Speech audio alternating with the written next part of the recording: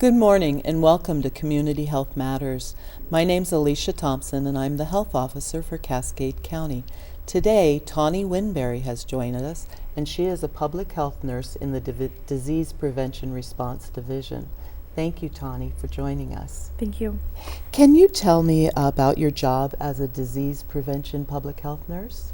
Yeah, as a disease prevention public health nurse, I help immunize against vaccine preventable diseases. I help investigate disease outbreaks and help educate the public on how not to get a disease and just mainly prevention of diseases. Okay. So in Montana Code Annotated, I know that there's that long list of communicable diseases. Can you tell me what communicable disease means?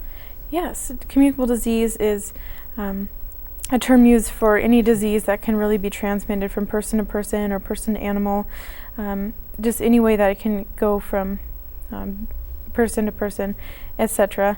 And it's just really important to help not get one and stay safe. Okay.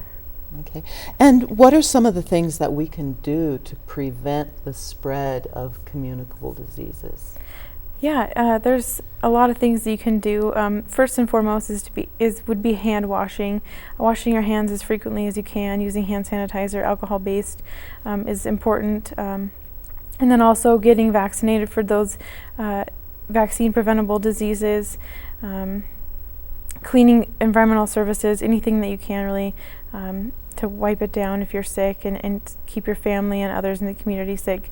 Covering your cough with a tissue or something, or sneezing into your sleeve, things like that. And staying away from, like if you're, it's summertime, if you're out at a lake and you're boating or something, just try not to drink that water and just be smart about what you're putting in your body and what you're ingesting. Yeah, because it does seem like every year we do an investigation of a communicable disease and it turns out that somebody's drank lake water, right? Exactly, yeah, and usually those are diarrheal illnesses, so it's important not to drink that. So speaking of diarrheal illnesses, I know that we investigated 3 diarrheal outbreaks in 2012.